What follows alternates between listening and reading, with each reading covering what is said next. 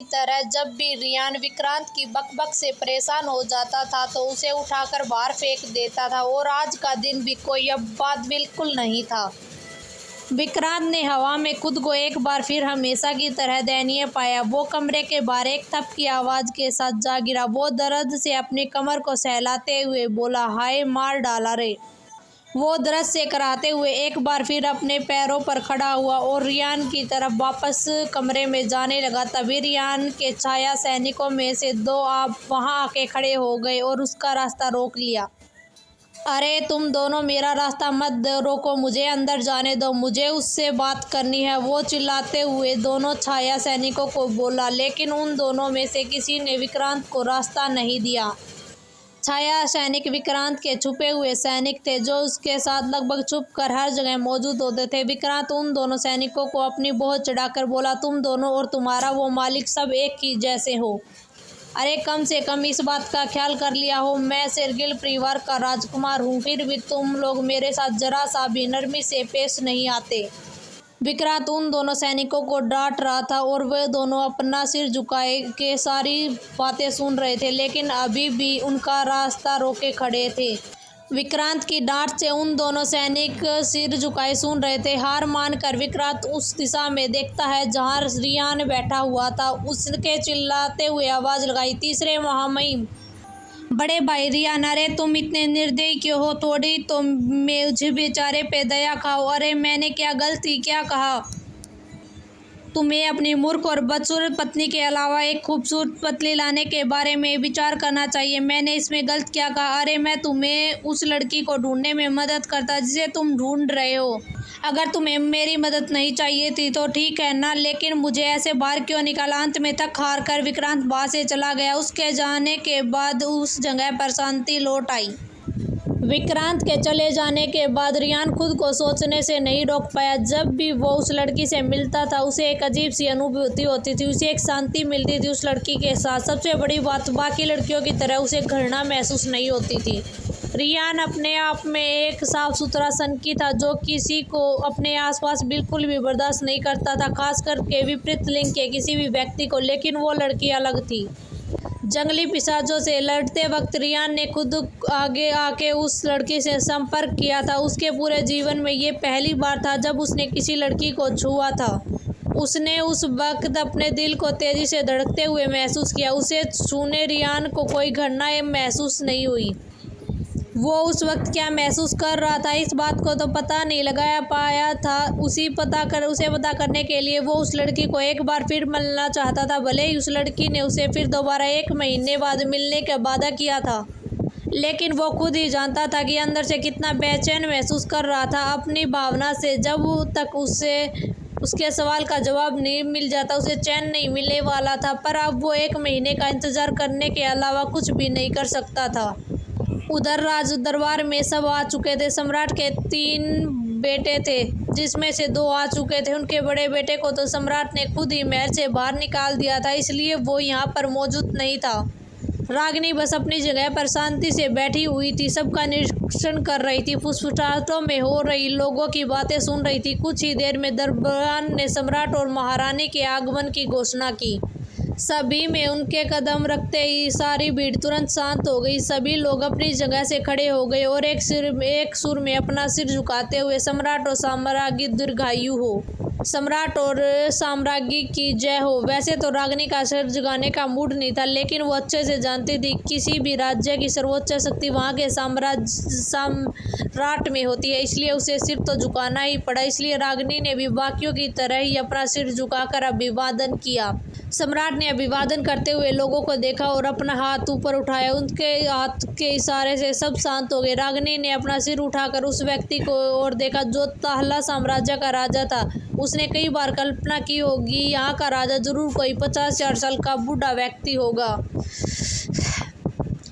सम्राट ने अभिवादन करते हुए लोगों को देखा और अपना हाथ ऊपर उठाया। उसके हाथ के इशारे से सब शांत हो गए। रागिनी ने अपना सिर उठाकर उस व्यक्ति की ओर देखा जो ताहला साम्राज्य का राजा था।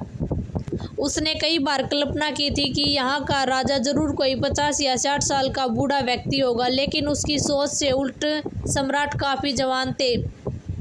उनकी उम्र लगभग 25 से 30 वर्ष होगी। फिर रागिनी ने सम्राट के कदम से कदम मिलाकर चलती हुई महारानी पर एक नज़र डाली। वो भी काफ़ी सुंदर और जवान नजर आ रही थी। सिंहासन तक पहुंचने के बाद सम्राट ने एक बार सभी पर नज़र डाली, फिर अपने ही सिंहासन पर बैठ गए। उसके साथ ही महारानी भी उनके बगल में बैठ गई। महारानी के बगल में 2 बच्चे बैठे थे जो इस सम्राट के युवराज थे। रागिनी ने एक बात पर ध्यान दिया, सम्राट के 2 में से एक भी भाई वहाँ मौजूद नहीं था। सम्राट के सिंहासन पर बैठने के बाद सभी लोग अपनी जगह पर बैठ गए। सबके बैठने के बाद सम्राट ने एक विशेष सेवक कार्यवाहक के तौर पर सामने आए और कहा, सम्राट और साम्राज्ञी दीर्घायु हो। सम्राट, आज महारानी के जन्मोत्सव पर हमारे ताला साम्राज्य के सभी गणमान्य अतिथि यहाँ पर महारानी को बधाई देने के लिए उपस्थित हैं। उस सेवक ने सम्राट और साम्राज्ञी के तारीफ में और बहुत सारी बातें कही। धीरे धीरे कार्यक्रम इसी ओर आगे बढ़ता रहा। सभी कबीले के लोग आगे आकर महारानी को उनकी जन्मदिन की बधाइयाँ दे रहे थे। एक के बाद एक बधाइयाँ और उपहारों का सिलसिला ऐसा ही चलता रहा। रागिनी अपनी शांत अभिव्यक्ति से सब कुछ देख रही थी। जैसे जैसे एक के बाद एक लोग महारानी को बधाई दे रहे थे, उनका सेवक सबकी पहचान और उनकी स्थिति का वर्णन करते जा रहा था, जिससे रागिनी को सब मुख्य लोगों को जानने में मदद मिल रही थी। यहाँ आने का उसका मकसद यही था कि वो सभी मुख्य लोगों को जानना चाहती थी। रागिनी सभी लोगों का परिचय बहुत ही ध्यान से सुन रही थी। उपहारों और बधाइयाँ देने का सिलसिला यूं ही चलता रहा। इस सब समय बीतते जा रहा था। सबको सामने नाश्ता और पानी परोसा गया था, जिससे उनके भूखे रहने की कोई चिंता नहीं थी। देखते ही देखते उत्सव अपने चरम पर पहुंच गया। महारानी के जन्मदिन के शुभ अवसर पर नृत्य और गायन का भी इंतजाम किया गया था। वहां पर सभी लोग बहुत ही उत्साहित थे। सम्राट और महारानी भी उसका उत्साह देखकर बहुत ही खुश थे। सम्राट ने वहां उपस्थित सभी लोगों को देखा, मगर उनकी नज़र रागिनी पे जाकर ठहर गई। ये पहली बार था जब सम्राट ने अपने छोटे भाई की पत्नी को देखा था। वैसे तो रागिनी सिर्फ नाम ही की पत्नी थी, लेकिन थी तो वो रियान की पत्नी ही। रागिनी ने अपने ऊपर किसी की तेज नज़रें महसूस हुई। उसने अपना सिर उठा करके देखा। कुछ पल के लिए उसकी आंखें सम्राट से जा मिली, लेकिन उसने बिना डर छुपाए चुपचाप सम्राट की आंखों में देखा। रागिनी की आंखों से ही पता नहीं क्या था, सम्राट ने भी जल्दी से उससे अपनी नज़रें अलग कर ली। उसकी आंखों में एक रौब था जो शासक के आंखों में देखने से महसूस होता है। सम्राट को आश्चर्य हुआ, क्या अफवाह गलत या धीरथ परिवार की तीसरी बेटी मूर्ख और बदसूरत नहीं थी? लेकिन मेरे सामने जो लड़की मौजूद है वो उन अफवाहों से काफ़ी अलग है। यह तो काफ़ी बहादुर नज़र आ रही है। मुझसे आंखें मिलाने में जरा भी डर या झिझक नहीं दिखा रही। सम्राट ने मन ही मन ये सारी बातें रागिनी को गंभीरता से देखते हुए सोच रहे थे। फिर उन्होंने उससे अपनी नज़रें दूर हटा ली। रागिनी ने इस बारे में ज़्यादा नहीं सोचा। एक बात तो वो बहुत अच्छे से समझती थी, एक पूरे साम्राज्य पर राज करने वाला व्यक्ति कोई मूर्ख नहीं हो सकता। इसलिए उसने यह बात भली भांति पता थी कि पहले उसने जिन लोगों के सामने मूर्ख होने का नाटक किया, वे भले ही उसके नाटक से मूर्ख और बेवकूफ़ समझने लगे, लेकिन वो अच्छे से जानती थी कि वो सम्राट के सामने एक बेवकूफ़ की नकल नहीं कर सकती।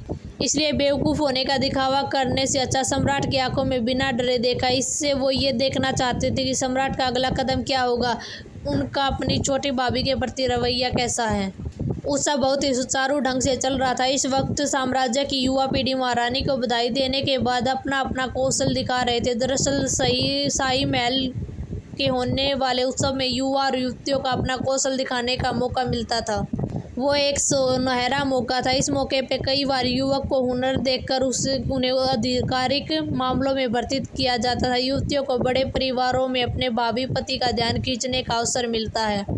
इसी कारण शाही महल के इस तरह के उत्सव को युवा पीढ़ी बहुत महत्व देती थी। इसी बीच एक आवाज़ ने सबका ध्यान अपनी ओर खींचा। यामिनी इस वक्त अपनी जगह पर खड़ी होगी। वो एक अमीर परिवार की लड़की होने के कारण काफ़ी शांत और सभ्य नजर आ रही थी। खड़े होकर उसने सम्राट और साम्राज्ञी का अभिवादन किया और अपने कौशल दिखाने के लिए सामने प्रस्तुत होगी। उसने एक नज़र रागिनी की ओर देखा, मगर रागिनी को तो उस पर ध्यान देने का कोई इरादा ही नहीं था। वो तो मस्त शांति से अपने सामने रखी प्लेट की मिठाइयाँ खा रही थी। वो अपने आसपास हो रही हलचल से कोई फर्क नहीं पड़ रहा था। यामिनी ने इस नज़ारे से अपने दांत भींच लिए। वो सबको ये दिखाना चाहती थी शाही परिवार ने जिस अधिरथ परिवार की बेटी को अपने परिवार में शामिल किया वह उससे कई लाख गुना अच्छी और गुणी है। वह तो रागिनी को ये दिखाना चाहती थी कि वो शाही महल में कदम रखने तक की काबिल नहीं है। पर हमारी रागिनी को तो घंटा भी फर्क नहीं पड़ता था यामिनी उसके बारे में क्या सोचती है। यामिनी ने सम्मानपूर्वक अभिवादन करते हुए अपना सिर झुकाया और बोली, सम्राट और साम्राज्ञी को दीर्घायु। आदरणीय महारानी, आज आपके जन्मदिन के इस शुभ अवसर पर मैं आपको तहे दिल से शुभकामनाएं देती हूँ। इस मौके पर मैं सम्राट और साम्राज्ञी से चित्रकला के प्रदर्शन की अनुमति मांगती हूँ। यामिनी के बोले गए सम्मानपूर्वक शब्दों को सुनने के बाद महाराज ने उसे अपने कौशल के प्रदर्शन करने के आगे बढ़ाने का इशारा किया। सम्राट का इशारा मिलते ही तुरंत नौकरों ने चित्र पलक और चित्रकला में ज़रूरत की सारी चीज़ों का इंतजाम सभागार के बीचों बीच कर दिया। यामिनी तुरंत गर्व से अपना सिर उठाकर एक नज़र रागिनी की तरफ देखा, मगर रागिनी के चेहरे पर कोई भाव नहीं थे। यामिनी तुरंत चित्रपलक के सामने बैठ गई। इस साम्राज्य में यामिनी की चित्रकारी बहुत अच्छी मानी जाती थी। बहुत से लोग यामिनी की चित्रकला की प्रशंसा करते थे, इसलिए ऐसे मौके पर यामिनी ने चित्रकला प्रदर्शन करने का निर्णय किया। जब रुहानिका ने इस तरह से चित्र बनाते हुए देखा तो वह धीरे से बुलाई, और कोई कला नहीं मिली तो इसे प्रदर्शन करने के लिए अब हम इसको यहाँ चित्र बनाते हुए देखें, कितना बोरिंग है ये। एक ढेले भर की अकल नहीं है इस लड़की में। अरे अगर तुझे चित्र ही बनाना था तो घर से ले आती, यहाँ फालतू में सबको बोर क्यों करी है। किसी ने भले ही रुहानिका की बात नहीं सुनी, लेकिन रागिनी जो उसके काफ़ी बगल में बैठी थी उसने उसकी सारी बातें सुन ली। उसकी बात सुनकर रागिनी को मन ही मन खूब हंसी आ रही थी। वो मन ही मन कहती है, चाहे जो बोलो ये लड़की बात तो एकदम सही कह रही है। सबके सामने चित्र बनाना कितना बोरिंग काम है। अगर यहाँ इतनी आवाज़ें न होती तो मैं तो बोर ही हो जाती। तभी उसके काने में किसी की बेसुरी आवाज़ पड़ी, महेंद्र तुम्हारी बेटी तो गुणी और सुंदर है। तुमने एक बहुत अच्छी बेटी का पालन पोषण किया है। मैंने तुम्हारी बेटी की बहुत ही चित्रकला की बहुत ही तारीफ सुनी, आज अपने आंखों से देख भी लूँगा। मेरे पास भी यामिनी जैसी गुणी बेटी होती काश। सेन परिवार के मुखिया ने यामिनी की तरफ देखकर उसकी तारीफ करते हुए कहा, महेंद्र अधिरथ परिवार का मुखिया था, यानी कि रागिनी और यामिनी का पिता। अब इस बात की कितनी सच्चाई थी ये तो आपको आगे ही पता चलेगा। वैसे तो अधिरथ परिवार 4 महान कुलों में नहीं आता था, लेकिन फिर भी साम्राज्य में उनकी प्रतिष्ठा काफ़ी अच्छी थी, खास करके जब अधिरथ परिवार के मूर्ख और बदसूरत बेटी का विवाह सम्राट के छोटे भाई रियान यानी कि युद्ध देवता से हुआ था, तब से अधिरथ परिवार की स्थिति और भी ज़्यादा अच्छी हो गई थी। महेंद्र हंसते हुए बोले, आप मेरी बेटी की कुछ ज़्यादा ही तारीफ करें, वो तो अभी बहुत छोटी है। उसने तो जो भी सीखा अपनी मेहनत से सीखा, इसमें मेरा कोई विशेष योगदान नहीं है। यह तो बस उसकी प्रतिभा जो लोगों से प्रशंसा से प्राप्त करती है, वो तो बचपन से ही गुणी है। भले ही महेंद्र अपने शब्दों में बहुत ही उदार और विनम्र लग रहे थे, लेकिन उनकी उठी हुई गर्दन